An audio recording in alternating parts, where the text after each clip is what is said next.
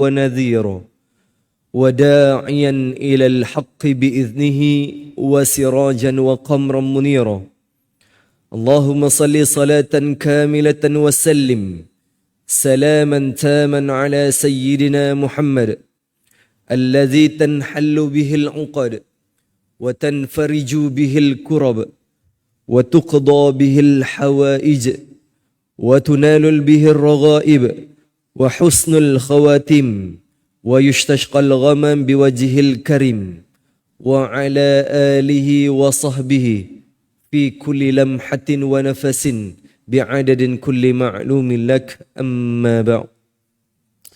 Jazakumullah khairan kasiran kepada ahli jawatan kuasa Masjid Kota Damansara, Tuan Imam, Tuan Bilal, seterusnya yang diraikan muslimin, muslimat, ibu-ibu, ayah-ayah, rahimahumullah.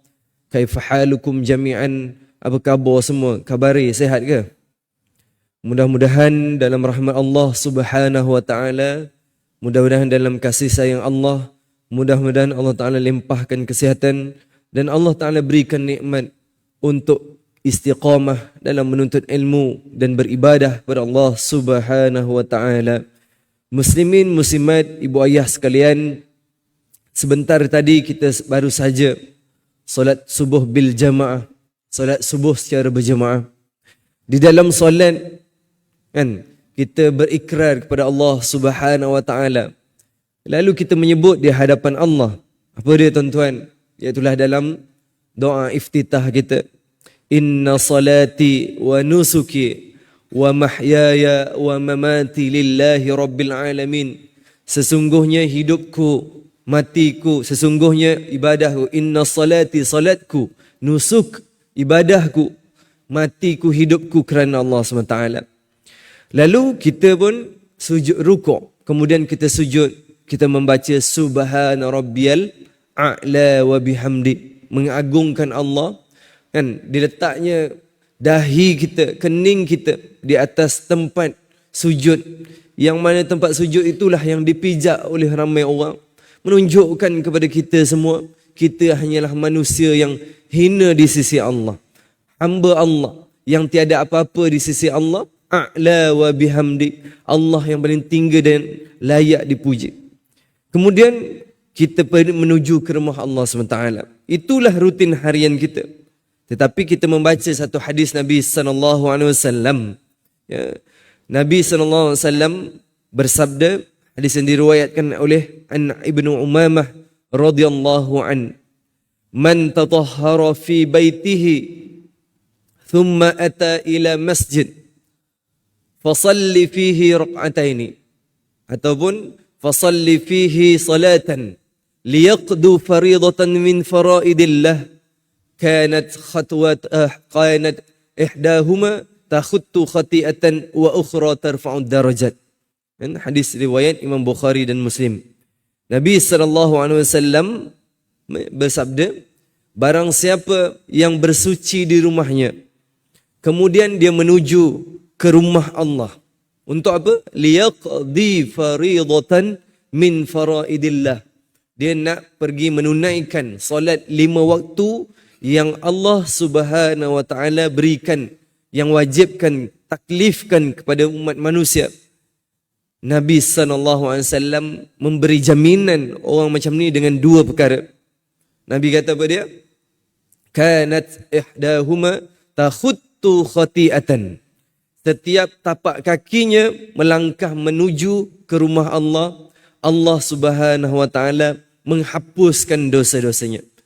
Wa thumma kanat ihdahuma takhuttu khati'atan wa ukhra tarfa'u darajat. Dan Allah Subhanahu wa taala satu tapak kakinya lagi, Allah Taala tingkatkan darjatnya di dunia. Itu hadis yang Nabi SAW beri jaminan. Ada hadis yang lain seakan-akan hadis yang kita baca yang pertama, iaitulah Nabi SAW juga bersabda dalam riwayat Ibnu Abu Daud rahimahumullah, man kharraja fi baitihi ma kharraja min baitihi mutahharan ila salatin maktubatin fa ajruhu ka ajral hajil muharramin. Subhanallah. Nabi SAW bersabda, man kharraja min baitihi, siapa yang keluar daripada rumahnya dalam keadaan berwuduk. So di sini Nabi SAW menggambarkan kepada kita kelebihan orang yang menjaga wuduknya. Bukan dekat masjid berwuduk, daripada rumahnya. Nabi kata siapa yang keluar dari rumahnya dalam keadaan bersuci, berwuduk, ila salatin maktubatin, iaitulah mendirikan solat yang telah difardukan ke atas manusia. Nabi kata fa ajruhu ka ajrin hajin muharramin, pahalanya sama seperti seorang yang mengerjakan haji yang mana dia bersiap sedia untuk memakai ihram. Subhanallah. Tengok orang nak pergi buat haji ataupun umrah, dia mesti miqat. Sama ada dekat mana-mana tempat lah, qarnu manazil ke, ya lam-lam ke, kan? Dekat mana-mana tempat untuk miqat, dia orang bersiap sedia untuk memakai ihram wajib. Sama ada wajib umrah ataupun haji. Subhanallah. Lalu Nabi kata, begitulah pahala untuk orang yang mengerjakan solat yang berwuduk daripada rumahnya. Jadi tuan-tuan, apa yang disebut pada muqaddimah ini ialah kelebihan orang yang mana istiqamah dalam ibadahnya. Dan sekecil-kecil perkara daripada wuduk, sampailah dia jalan kaki, sampailah dia jaga wuduknya, Allah Ta'ala memberikan dia pahala yang cukup besar. Lalu di sinilah disebut sebagai apa dia tuan-tuan? Iaitulah hubungan kita dengan Allah Subhanahu Wa Ta'ala. Hablum minallah, tali hubungan kita dengan Allah Subhanahu Wa Ta'ala. Kerana hubungan Allah Subhanahu Wa Ta'ala inilah Allah melimpahkan rahmat pada kita, rahmah. Apa maksud rahmah? Allah Ta'ala sebut kama rahimtal ayyuba rahmah. Dan seperti mana Allah Ta'ala beri rahmat kasih sayang Allah kepada siapa dia? Nabi Ayub dan isterinya Rahmah. Kan? Isteri Nabi Ayub ni namanya Rahmah. Rahmah. Dan kerana apa dia? Kerana Nabi Ayub ini seorang Nabi yang Allah Ta'ala uji dia. Uji dia dengan apa? Dengan sakit yang sangat dahsyat sehingga tiada obatnya. Kan? Apa dia? Ketika mana dia masih sihat, Allah Ta'ala uji dengan sakit. Macam juga manusia, kita juga. Lalu sedikit demi sedikit hartanya makin habis. Kenderaannya, kudanya, untanya makin mati. Orang pun dah tak lalu nak jumpa dengan Nabi Ayub. Lalu pada saat itu Allah Ta'ala kata kama rahimtal ayyuba wa rahmah. Kami datang rahmat seperti mana kamu baca kisah Ayub dan juga isterinya. Tetapi dia tidak meminta kepada Allah Subhanahu Wa Ta'ala untuk disembuhkan penyakitnya walaupun diuji begitu berat. Dan sampailah akhirnya isteri dia kata, wahai suamiku Ayub, mohonlah pada Allah Subhanahu Wa Ta'ala, mudah-mudahan Allah Ta'ala menyembuhkan sakit dan ujian yang kita hadapi pada saat ini. Nabi Ayub berdoa pada Allah SWT. Apa doa Nabi Ayub? Dirakamkan dalam Al-Quran, iaitulah Rabbi inni massaniyad dur wa anta arhamur rahimin. Nabi Ayub berdoa kepada Allah, Rabbi inni massaniyad dur wa anta arhamur rahimin. Ya Allah, ya Tuhan kami, ya Allah, ya Tuhanku, sesungguhnya inni massaniyad dur, aku sekarang ni terkena sakit. Wa anta arhamur rahimin, engkaulah antara kekasih yang pengasih dan penyayang, yang memberi kasih dan sayang. Dalam doa tu langsung Nabi Ayub tak minta pada Allah SWT, ya Allah sembuhkanlah sakitku, tak ada. Dia cuma mengadu pada Allah, ya Allah aku terkena sakit, tetapi engkaulah antara pemberi kasih dan sayang. Nampak tuan-tuan? Nabi Ayub langsung tak minta disembuhkan oleh Allah Ta'ala. Tapi disebabkan ikhlas dia ini, Allah Ta'ala memberikan dia kesembuhan. Kerana apa dia? Allah Ta'ala turunkan Al-Quran dan juga ayat Allah Ta'ala ini dengan penawarnya sekali. Lalu Allah sembuhkan, Allah Ta'ala pun memberikan kesembuhan. Kata Allah Ta'ala, hentakkanlah kakimu, irkit birrijalika. Hentakkanlah kakimu. Allah Ta'ala mengeluarkan air daripada celah kaki Nabi Ayub, menyembuhkan penyakit dia. Begitulah bila mana hubungan kita jaga dengan Allah Subhanahu Wa Ta'ala, Allah memberikan rahmat kepada kita semua. Jadi tuan-tuan, inilah muqaddimah awal kita pada pagi yang mulia ini. Kan kebetulan hari ini kan Allah Taala datangkan kita dengan hari 28 Oktober bersamaan dengan 13 Rabiul Akhir 1445 Hijriah, ya, menunjukkan kepada kita masa begitu cepat. Baru je bulan lepas menyambut sambutan Maulidur Rasul Rabiul Awal. Ni dah Rabiul Akhir. Kemudian Jamadil Awal, kemudian Jamadil Akhir. Masuklah Rejab, Sya'ban, Ramadan. Subhanallah. Begitu cepat masa berlalu pada diri kita, pada kehidupan kita. Tapi kita letakkan bagaimana kita nak mengisi masa yang Allah Ta'ala jadikan kepada kita. Lalu ulama telah menggariskan manusia ini kepada 3 bahagian. Ya, kata Syekh Salim Al-Khawas rahimahumullah, pengarang kitab Hilyatul Awliya wa Tabaqat Asfiya, dia sebut manusia ini dibahagikan pada 3 bahagian. Fallazi yushabbihul malaikah, thalathatul asnaf, sifatul malaikah, wa sinfatu yushabbihul bahaim, wa sinfu yushabbihu syayatin. Ya, manusia ini dibahagikan dengan 3 bahagian, 3 kelompok, 3 jenis. Yang pertama, mereka yang menyerupai yushabbihul malaikah. Mereka sama seperti malaikat. Wa yushabbihul bahaim.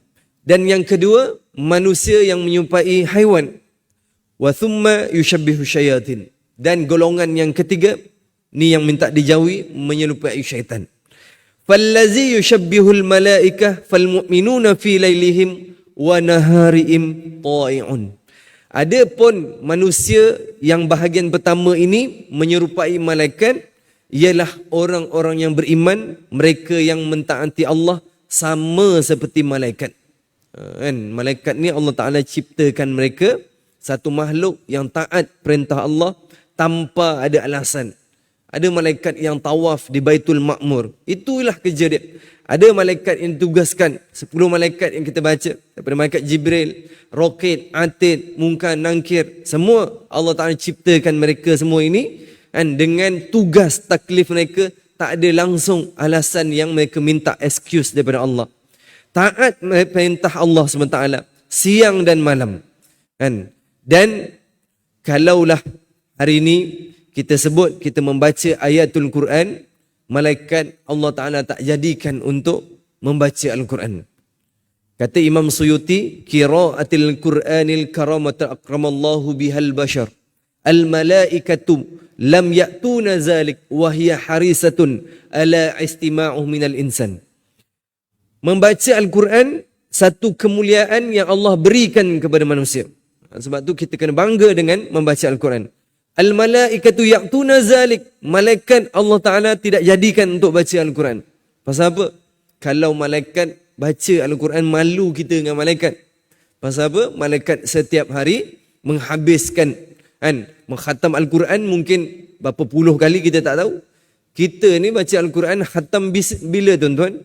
Bila masuk bulan Ramadan. Subhanallah. Kebetulan masjid sediakan dengan tadarus Al-Quran. Itulah boleh kita habiskan Al-Quran. Lalu kata Imam Suyuti, wahiyya harisatun ala istima'u minal insan. Tapi malaikat nak sangat dengar bacaan Al-Quran yang telah dibacakan oleh manusia. Sebab tu mana-mana ada majlis Al-Quran, malaikat akan memayungi tempat itu. Satu. Yang kedua, wa thumma yajibu ahli ta'ah wa imma yushabbihul bahaim. Adapun golongan yang kedua, mereka samalah seperti bahaim. Ma makna al-bahaim? Apa maksud bahaim? Iaitulah binatang, haiwan. Apa dia? Fallazi laysa lahum himma illa al-aklu wa syarbu wa naqahu wa naumu fahum kal bahaim. Mereka ini obses hidupnya untuk apa? Hanya untuk makan, minum, kahwin, tidur. Itulah haiwan.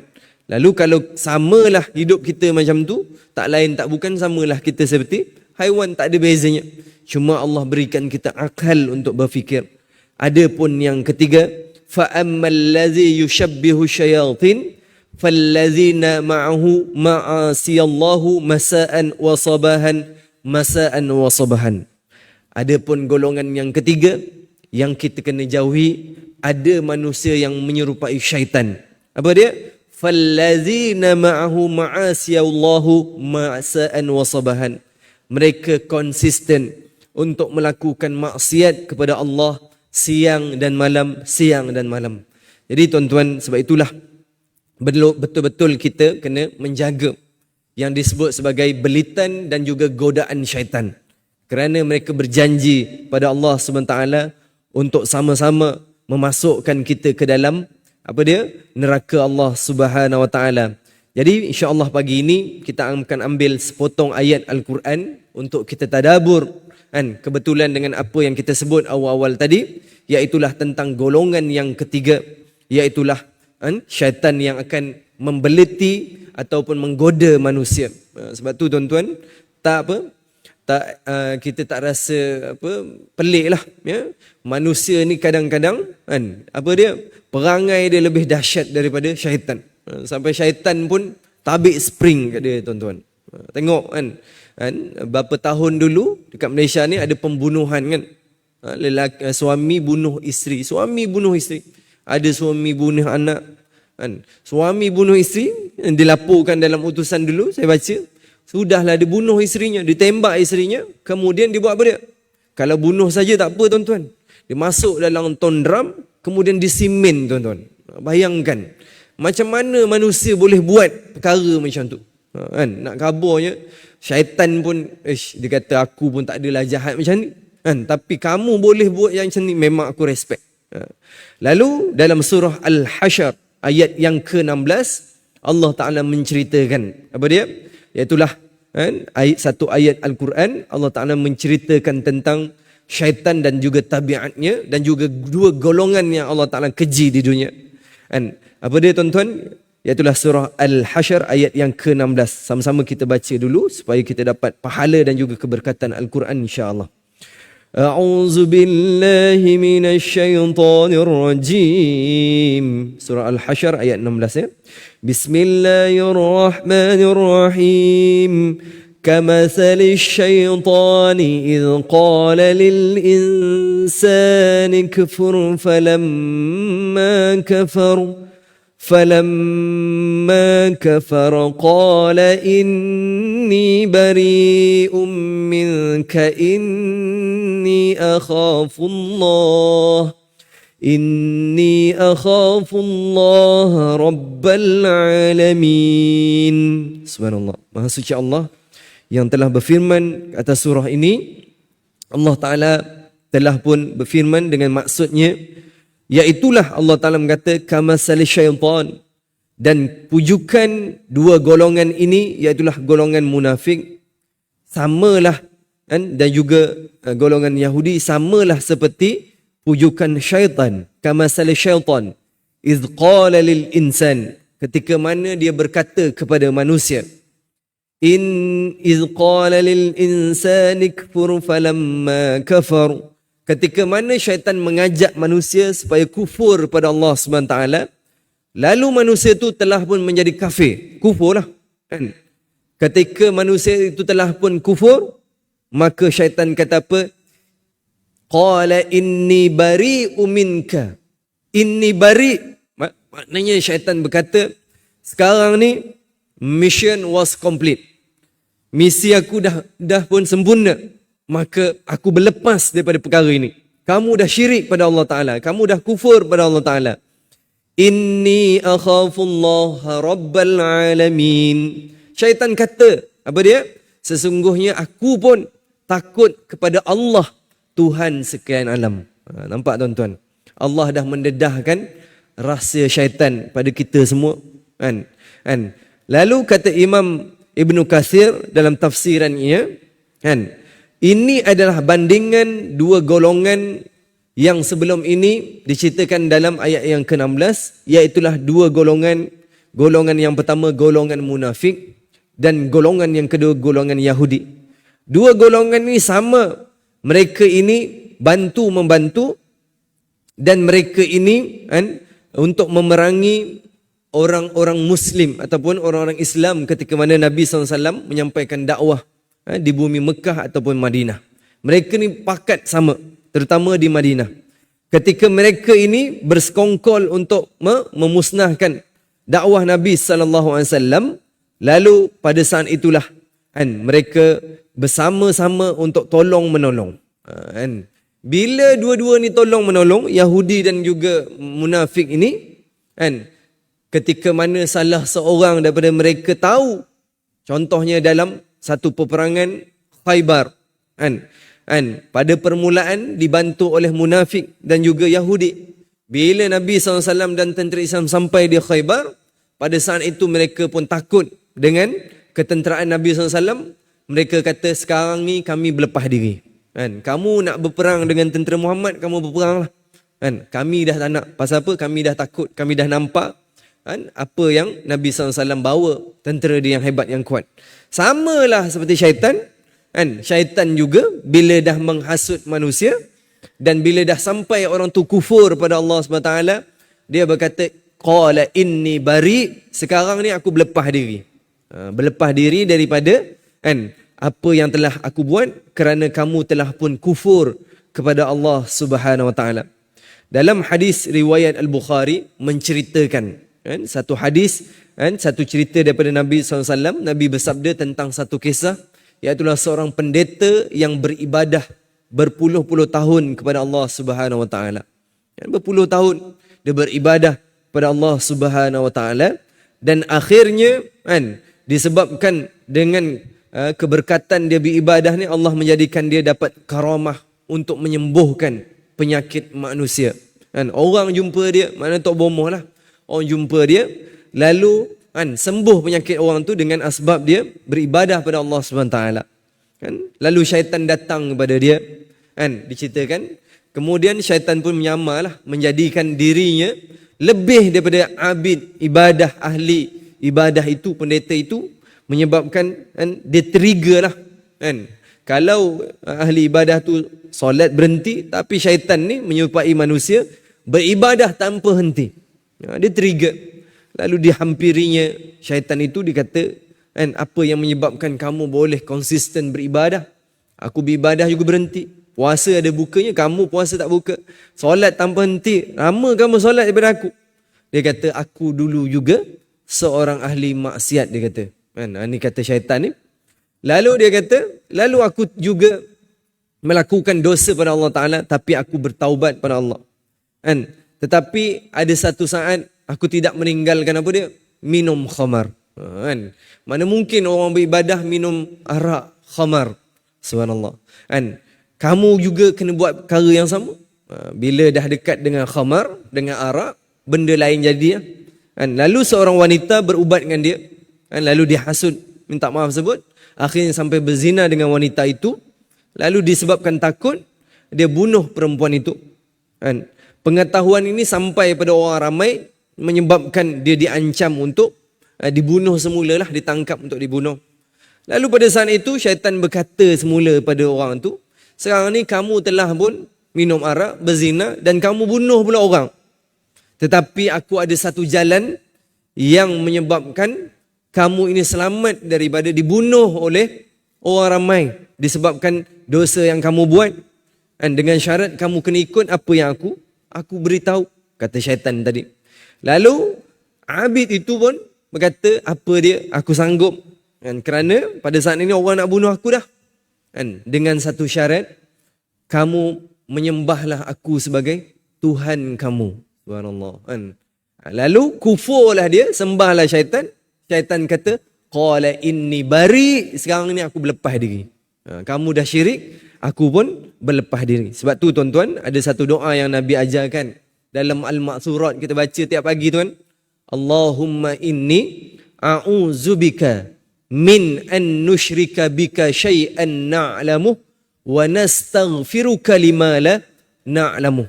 Ya Allah, aku berlindung daripadamu daripada kesyirikan yang aku ketahui dan juga kesyirikan syirik yang aku tidak ketahui.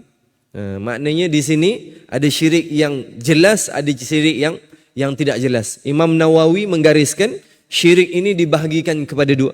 Yang pertama syirik jali, yang kedua syirik khafi. Syirik jali jelas lah. Kan? Dia menyembah tokoh, kan? Menduakan Allah Ta'ala. Jelas dia sembah selain Allah. Adapun syirik khafi ni yang perlu kita ingat, apa dia? Contohnya, dia menyatakan dalam diri, dia i'tiqad dalam diri, aku sembuh hari ini, saya sembuh Alhamdulillah. Kan? Tapi yang sembuhkan saya ubat ni lah. Ubat ni yang sembuhkan saya. Padahal ubat jadi alat, yang sembuhkan ialah Allah. Jatuh dia syirik khafi.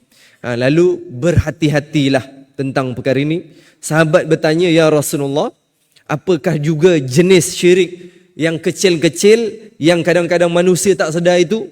Nabi SAW menjawab, iaitulah ada satu penyakit, iaitulah kamu riak dalam diri. Itu juga syirik khafi. Riak ini, perkara riak ujub ini juga syirik yang mesti kita jauhi. Subhanallah. Lalu pada ayat ini Allah Ta'ala kata, samalah kamu melihat dua golongan. Siapa dia? Yang pertama munafik. Munafik kita tahu di zaman Nabi sallallahu alaihi wasallam ada satu penama ataupun watak karakter yang wujud ketika mana Nabi sallallahu alaihi wasallam touchdown di Madinah. Siapa dia? Iaitulah Abdullah bin Ubay bin Salul. Abdullah bin Ubay. Kan? Dia ini seorang ketua munafik. Kan? Tahun pertama Nabi sallallahu alaihi wasallam sampai di Madinah tak nampak lagi. Tahun kedua berlaku perang Badar, juga tak nampak watak dia. Masuk tahun yang ketiga, barulah nampak dia punya cerita dia. Apa dia? Iaitulah berlaku perang Uhud. Perang Uhud. Bila perang Uhud inilah kan dia menzahirkan watak kemunafikan dia. Apa dia tuan-tuan? Nabi SAW mengajak para sahabat 1,000 tentera alfin minal jaisyil Islam yatru ilal Uhud. Kan? 1,000 tentera Islam diwajibkan Nabi SAW, penduduk Madinah, Ansar dan juga Muhajirin pergi ke Medan Uhud. Sampai di pertengahan jalan Nabi SAW solat 2 rakaat. Berhenti Nabi solat 2 rakaat. Sampai hari ini dekat Madinah tu ada satu masjid. Nabi SAW berhenti kat masjid tu sebelum sampai ke Uhud. Bila Nabi SAW solat 2 rakaat, Allah Ta'ala datangkan apa dia? Iaitulah gambaran tasawuf pada Nabi SAW. Supaya Nabi ni spot check balik berapa jumlah tentera yang ada sebenarnya untuk ke Medan Uhud mempertahankan bumi Madinah.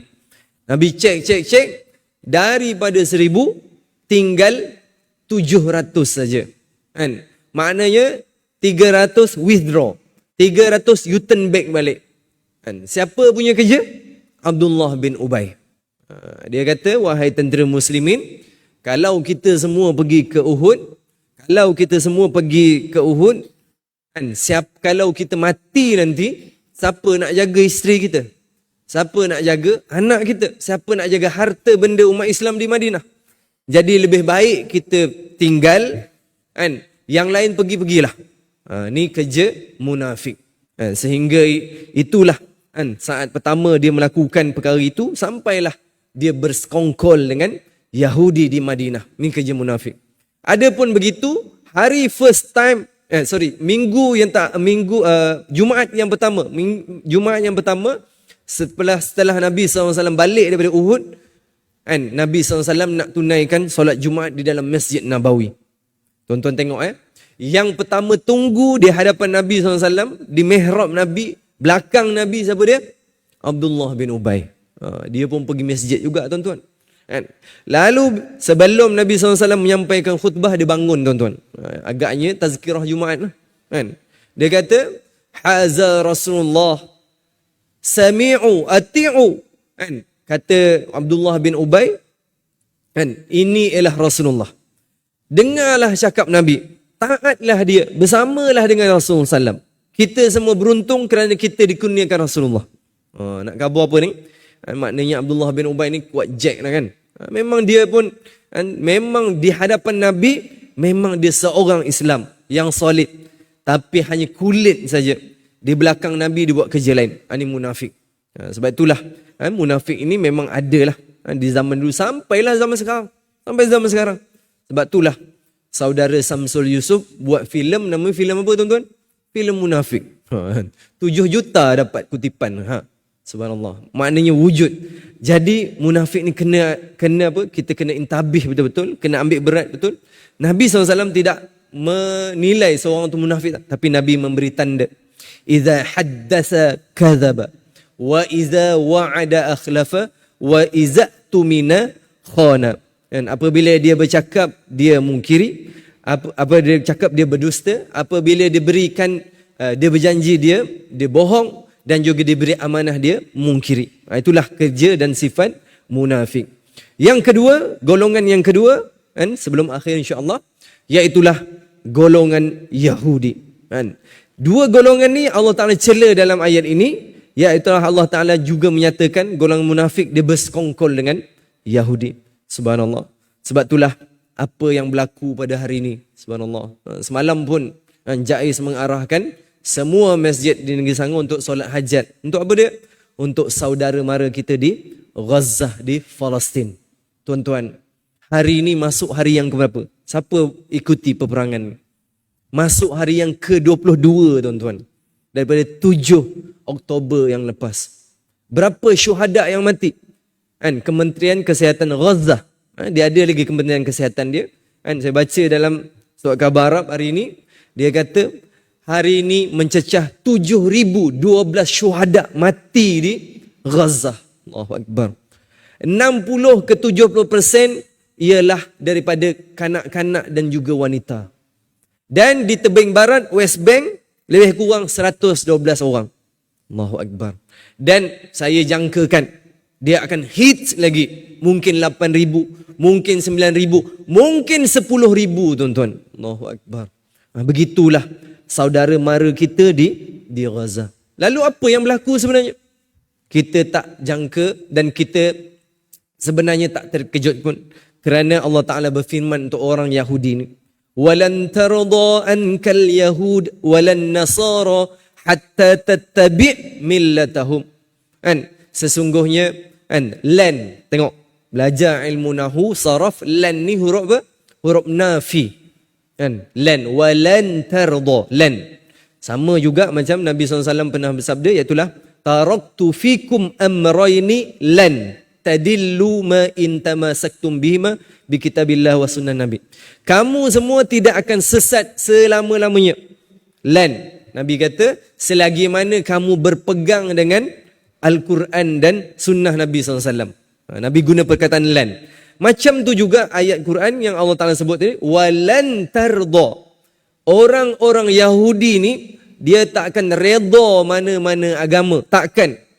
Buatlah perjanjian apa, buatlah apa, persempadanan ke, genjatan ke, dia tak akan redha. Dia takkan. Maksudnya dia akan melanggar juga. Walan tarda ankal yahud walan nasara hatta tattabi' millatahum, sehinggalah kamu tattabi' ikut agama dia, barulah dia bersama dengan kita. Lepas sebab itulah kita tengok bermula tahun bila intifadah yang pertama kan, 2000, 2024, 2014, 2018, 2021, yang tahun lepas daripada peperangan yang disebut Asfil Ma'kum, Hijaratus Sijin, Saiful Quds, sampailah ni Taufan Aqsa. Semua peperangan ini berpunca daripada Zionis ataupun Al-Yahud. Tak ada lagi daripada tentera Islam. Tapi tuan-tuan tengok, bila berlaku peperangan, adakah mereka genjatan senjata? Ada. Biasanya Mesir akan menjadi third party. Dia akan sebut, kita akan buat genjatan senjata. Belah Gaza jangan berperang, belah Israel pun jangan. Tapi jangan selama-lamanya. Tuan-tuan tengok tahun depan dia buat lagi tuan-tuan. Ini kata Israel. Lalu kita tengok peperangan ini berlaku pada 7 Oktober yang lepas. Dia menyamai pada tahun 1973 satu peperangan yang disebut sebagai Yom Kippur. Peperangan berlaku selama 6 hari. Habis keseluruhan Israel dibantai. Mati semua mereka tuan-tuan, dan mereka minta untuk genjatan senjata. Dengan syarat apa dia? Tentera Islam ataupun orang Arab bersatu. Kan? Mesir di semenanjung Suez, Syria di semenanjung Golan, termasuk negara-negara Arab yang bersatu. Mereka memusnahkan Israel dalam tempoh 6 hari. Habis semua tuan-tuan. Direkodkan 200 ke 300 MiG, termasuklah fighter semua, habis ranap semenanjung Suez yang dikuasai Israel pada saat itu. Maknanya Israel boleh kalah sekiranya umat Islam bersatu. Lalu bila kita tengok 7 Oktober yang lalu, pejuang Islam daripada Hamas melancangkan saruh Sauruh ni adalah peluru. 3,000 peluru berpandu masuk ke dalam tanah jajahan Israel, kan? Yang mana bumi kita, bumi umat Islam yang asalnya, mereka semua unexpected ataupun mereka sangat terkejut, tuan-tuan. Pasal apa? Hari tu hari apa? Hari Sabtu, tuan-tuan. Hari Sabtu untuk orang berhibur dengan keluarga, bercuti dengan keluarga, tiba-tiba mari datang 3,000 yang disebut sebagai peluru berpandu daripada Al-Qassam, menyebabkan mereka terkejut. Dan mereka menganggap tak ada peperangan berlaku. Pasal apa? Itu ialah hari kesucian bagi orang Yahudi, iaitulah mereka berpuasa selama 6 hari, selama 25 jam. Tapi akhirnya mereka diranapkan oleh tentera Islam. Lalu apa yang kita nak sebut? Yang pertama, dalam hal ini kita kena ingat perangai Yahudi ni sentiasa memusuhi umat Islam. Satu. Yang kedua, kita kena ingat orang-orang di Gaza ini, mereka diuji oleh Allah Ta'ala. Ujian mereka ialah ujian kita. Pasal tanah Al-Aqsa ataupun Muqaddas ini ialah tanah suci umat Islam, waqaf umat Islam. Kita wajib pertahankan. Yang ketiga apa dia, tuan-tuan? Orang-orang Gaza ataupun orang Palestin ini, mereka langsung tak takut mati syahid. Kerana mereka ada dalam pemikiran mereka cita-cita yang tinggi. Disebut oleh saudara Nadir, saya ikuti sendiri sebab dia ada sahabat. Saya jumpa lama daripada Jordan dulu. Dia kata orang-orang Gaza ni, orang muslimat di Gaza, ibu-ibu dengar, setiap malam hari selepas mereka solat Isya, baca surah Al-Mulk, mereka siap-siap berdoa pada Allah Ta'ala dan mengenakan pakaian yang lengkap. Apa dia? Kalau perempuan tu muslimat tu, sebelum tidur, mereka dah siap-siap apa dia? Pakai baju telekung, pakai anak tudung, pakai sarung tangan dan sebagainya, stokin dan sebagainya. Kerana apa dia? Besok lusa kalau malam ni mati kena bom, mereka dah selamat aurat mereka. Maknanya muslimin dah boleh ambil semua mayat mereka, jenazah mereka, masuk terus ke liang lahat. Ini penduduk-penduduk di Palestin, di Gaza. Begitulah hebat iman mereka. Dan yang paling utama, kita kena ikutilah perkara ini sebagai pengajaran kita. Yang terakhir sebagai khulasahnya, mari kita lihat 5 perkara yang digariskan oleh Ibrahim Adham. Mungkin sampai hari ini doa kita tidak dimakbulkan oleh Allah Ta'ala disebabkan hati kita telah mati. 5 perkara. Yang pertama, kata Ibrahim Adham, faqalu inna nad'u Allah fala yastajibu lana. Mungkin 5 perkara ni kamu lihat Allah Ta'ala tidak mengkabulkan doa kamu, hajat kamu Allah Ta'ala tak kabulkan. Yang pertama, araftumullah wa lam ta'addu haqqahu. Kamu mengenal Allah tapi kamu tak tunaikan haknya. Wa qara'tum kitabullah wa lam ta'malu bihi. Kamu baca Al-Quran tapi kamu tak amalkan isinya. Yang ketiga, wa'adtum adawatu syaitan wa al-yatamu. Kamu kata syaitan itu musuh kamu tapi kamu ikut dia. Yang keempat, wa'ad'atu hubbur rasul wa tarktum asarahu wa sunnatahu. Kamu kata kamu cinta Nabi tapi kamu tinggalkan sunnahnya. Dan yang kelima, wa'ad'itum hubbul jannah wa lam ta'malu laha. Kamu kata kamu nak cinta syurga, kamu nak masuk syurga, tapi kamu beramal seolah-olah kamu tak nak masuk ke dalam syurga Allah Subhanahu wa ta'ala. Tuan-tuan, mudah-mudahan menjadi pegangan ataupun pedoman untuk kita semua. Yang baik itu tangan Allah SWT, yang kurang itu atas kelemahan diri anda sendiri. Mari kita menadah tangan kepada Allah Subhanahu wa ta'ala supaya Allah SWT memberikan kesabaran kepada sahabat kita di Palestin, dan doakanlah mereka semua diberikan kejayaan oleh Allah Subhanahu wa ta'ala dalam peperangan insya-Allah, dan Allah Ta'ala berikan kemenangan. Amin. Bismillahirrahmanirrahim. Allahumma salli ala Sayyidina Muhammad wa ala Sayyidina Muhammad. Allahumma ja'al mi'atal alfin minal malaikati muraddafi li ibadika fi Falastin. Allahumma sakhara li Falastin malaikati as-sama' wa junudil fil ard 'alayha waftah abwabu tawfikika. Allahumma yassir umurahum wa qawwi 'azimatahum wa mudda sabarhum. Allahumma aqrahum wa ahfizhum wa ja'alhum min kulli diqin makhraja. Allahumma ansur 'ala ma adatahum waftahhum fathan mubina. Allahumma ihfaz fi ahli Falastin wa ahli Gaza ya arhamar rahimin. Allahumma ansuril Islam wal muslimina fil mujahidin fi kulli makan wa fi kulli zaman wa fil ardil Islam. Wa sallallahu ala sayyidina Muhammad wa ala alihi wa sahbihi wasallam. Walhamdulillahi rabbil alamin. Taqabbalallahu minkum. Kita tuntut dan tangguh dengan tasbih kafarah dan surat Al-As. Subhanakallahumma. Bismillahirrahmanirrahim. Assalamualaikum warahmatullahi taala wabarakatuh.